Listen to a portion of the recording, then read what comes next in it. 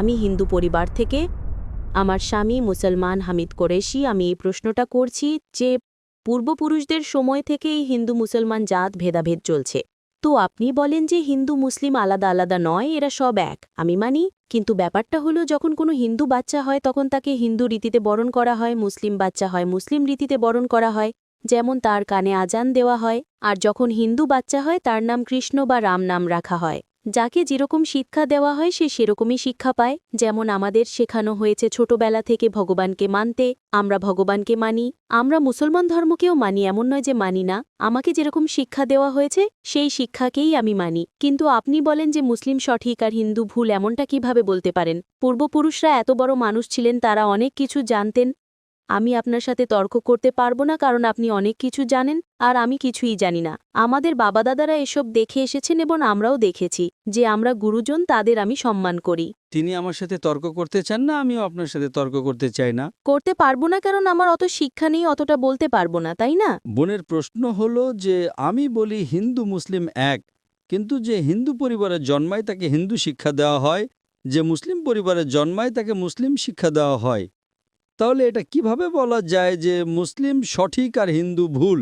এটা কি বোন আপনি বলছেন আপনার শিক্ষা কম? আমি আপনাকে জিজ্ঞেস করতে চাই, 2 যোগ 2 কত হয়? 2 আর 2 কত হয়? 2 আর 2 কত হয়? 2 আর 2 কত হয়? 4 হয়।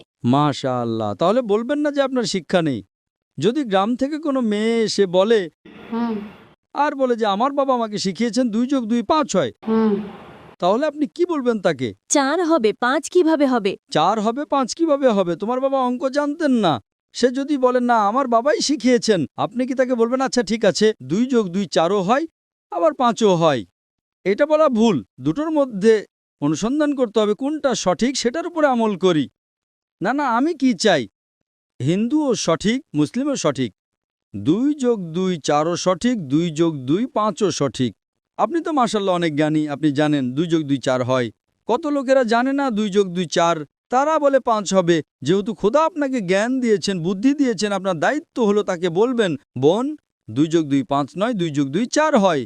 তখন সে হয়তো বলবে আচ্ছা আচ্ছা দুটোই ঠিক। আপনি বলবেন না দুটো ঠিক নয়, 2 যোগ 2 4ই হয়, 5 ভুল। একইভাবে যদি কারো বাবা মা তাকে ভুল শিখিয়ে থাকেন যে মূর্তি পূজা করতে হবে, অথচ হিন্দু ধর্মগ্রন্থে বলা হয়েছে মূর্তি পূজা ভুল, তাহলে যার কাছে জ্ঞান আছে, আমি একজন ছাত্র, ইসলামও অনেক ধর্মের, তো যেহেতু আমার জ্ঞান আছে আমি অবশ্যই সেসব লোকদের বলবো যারা ভুল বলছে সঠিক জিনিসটা অনুসরণ করুন। আমি আপনার সাথে বিতর্ক করব না। কিন্তু যারা জ্ঞানী লোক হিন্দু ধর্মের, খ্রিস্টান ধর্মের, ঈসাই ধর্মের, এটাকে বলে ডায়ালগ। আমি স্টুডেন্ট আর তারা পিএইচডি ডক্টর। আমি মেডিকেলের ডক্টর, ধর্মের ডক্টর নই। তাদের সাথে সংলাপ করি, আলোচনা করি, বিতর্ক করি। আমি যদি ভুল হই আমাকে ভুল প্রমাণ করুন, আমি নিজেকে বদলাতে রাজি আছি। আপনি আমাকে প্রমাণ করুন যে আমি যা বলছি তা ভুল, আমার ধর্ম ভুল, আমি আপনার ধর্ম গ্রহণ করতে প্রস্তুত আছি। Open challenge. আমি কেন বলছি? কারণ আমি ইসলাম ও কয়েক ধর্মের এক সাধারণ ছাত্র। 19 বছর পর্যন্ত আমার পরিবার মুসলিম ছিল, তাই আমিও ছিলাম।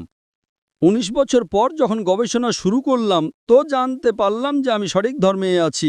তারপর অন্য ধর্ম সম্পর্কে জানতে শুরু করলাম যে সব ধর্মেই ভালো কথা আছে। প্রত্যেক ধর্মের কিতাবে পরিবর্তন আসার পরেও, দুর্নীতি আসার পরেও এই সঠিক কথা লেখা আছে যে ঈশ্বর এক, তিনি ছাড়ার কারো ইবাদত করা উচিত নয়। এর মানে কি আমাদের গুরুজনেরা যে শিক্ষা দিয়েছেন তা ভুল? কিছু জিনিস সঠিক, আবার অনেক কিছু ভুল। আমি আপনার বড় থেকে বড় গুরুর সাথেও বিতর্ক করেছি। একজন আপনাদের হিন্দুস্তানের মান্যগণ্য শ্রী শ্রী রবিশঙ্করের নাম শুনেছেন? শ্রী শ্রী রবিশঙ্কর শুনেছেন? ওনারা যেমন বই পড়েই জানেন, আপনিও বই পড়ে জানেন, আসলটাকে দেখেছে? একদম ঠিক। তিনি বলেন 4 বছর থেকে আমি ভাগবত গীতা মুখস্থ জানি, কিন্তু বিতর্কে ভাগবত গীতা একটা তথ্য সূত্র দেননি। এমনটা নয়, ঈশ্বর এভাবে আসেন না। আপনি কত পুণ্য করেছেন বলছেন এই জন্মের কথা বলতে পারেন? কত জন্মের কথা কিভাবে বলতে পারেন? একদম ঠিক। তো আমি বলি যে আপনার কিতাব বলছে যজুর্বেদ অধ্যায় 32 শ্লোক 3 আর শ্বেতাশ্বেতোপনিষদ অধ্যায় 4 শ্লোক 19 আছে न तस्य प्रतिमा अस्ति। প্রতিমা মানে হলো প্রতিচ্ছবি। সেই খোদা, সেই ঈশ্বর, সেই আল্লাহর কোনো প্রতিমা নেই, কোনো প্রতিচ্ছবি নেই, কোনো ফটোগ্রাফ নেই, কোনো পেন্টিং নেই, কোনো মূর্তি নেই, কোনো ছবি নেই। তাহলে আপনি মূর্তি পূজা কেন করেন? মূর্তি পূজা না করলে ঈশ্বরকে কিভাবে ডাকি, যেমন শিক্ষা দেওয়া হয়েছে বইয়ে লেখা আছে। যদি শিক্ষা ভুল দেওয়া হয়, মূর্তি পূজা এর মানে এই নয় যে মূর্তি পূজাই করতে হবে, মূর্তিকে দেখতে হবে। গীতা বা মহাভারতে মূর্তির কথা নেই, সেটা পড়ুন, সেখানেও তো শিক্ষা আছে। বোন, আপনি মূর্তি পূজা করেন কিনা? আমি করি, এমন নয় যে করি না, হয়তো আমি ভুল করি। যদি আপনার বন্ধু বলে 2 যোগ 2 5, তাহলে আপনি তাকে শুধরে দেবেন কিনা? হ্যাঁ, শুধরে তো দিতে হবে। আমিও চাই আপনাকে সঠিক পথ দেখাতে। আমি বলছি, যদি মূর্তি পূজা কোরআনে ভুল লেখা থাকে সেটাকে পাশে রাখুন। আপনি কোরআন মানেন না, আপনার ধর্মগ্রন্থেই লেখা আছে মূর্তি পূজা ভুল, আমি তার প্রমাণ দিচ্ছি, তাহলে আপনি কেন করছেন? আপনাদের যেমন শিক্ষা দেওয়া হয়েছে যে এই ধর্মে এইভাবে ডাকতে বোন। হয়, ঈশ্বরকেই তো ডাকা হয়। বোন, একটা একটা করে আলোচনা করি, তারপর অন্য বিষয়ে যাব। আমার প্রথম প্রশ্ন হলো, মূর্তি পূজা যখন ভুল তখন কেন করেন? আপনি কেন মূর্তি পূজা করেন? এখন সেই পূর্বপুরুষরা ওইভাবেই করে এসেছেন, এটা তো আজকের কথা নয় যে আমি মানা করে দিলাম আর বললাম চলো আর করছি না। কিন্তু এই পূর্বপুরুষরা যখন যুগ যুগ ধরে করে আসছেন, তখন তারা তো এটা বলতে পারেন না যে আমরা করব না, আমরা করব না, তাই না? যদি যুগ যুগ ধরে গ্রামে শেখানো হয় যে 2 যোগ 2 5, তাহলে কি আপনি সেটা মানবেন? আমার পূর্বপুরুষরা বলতেন পৃথিবী সমতল, আমি কি তা মানব? আমি জিজ্ঞেস করছি, আজ পৃথিবী কেমন? পৃথিবী কি সমতল নাকি পৃথিবী গোল? গলে মাশাআল্লাহ, আপনি তো জ্ঞানী, আপনি তো জানেন। তাহলে যদি আমার বাবা দাদারা বলতেন পৃথিবী সমতল, তাহলে আমি কি করব? তাদের কথা মানবো নাকি ছেড়ে দেব? তো সেই সময় কি এই যুগ চলতো না? একদম ঠিক, আজকের যুগ এটা। এখনকার যে যুগ তার চেয়ে আগের যুগ সেই সময় ভালো ছিল, পবিত্র ছিল। আগে এমন প্রচার হতো না যেখানে কোটি কোটি মানুষ একসাথে দেখতে পারত। আজকের প্রচারে এখানে লক্ষ লক্ষ মানুষ জমা হয়েছে, লক্ষ লক্ষ মানুষের সাথে টেলিভিশনে কোটি মানুষ দেখছে। তাই আপনার কোনো অজুহাত থাকবে না। কোটি কোটি মানুষের সামনে আপনাকে বলা হয়েছে যে মূর্তি পূজা ভুল, এরপরেও যদি আপনি করেন তাহলে আপনার কোনো অজুহাত বাকি থাকবে না। মূর্তি পূজা ভুল আপনার কোরআন শরীফে যেমন লেখা আছে, আমাদের গীতা মহাভারতেও লেখা আছে, কিন্তু ওটা পড়া তো পাপ নয়, তাই না?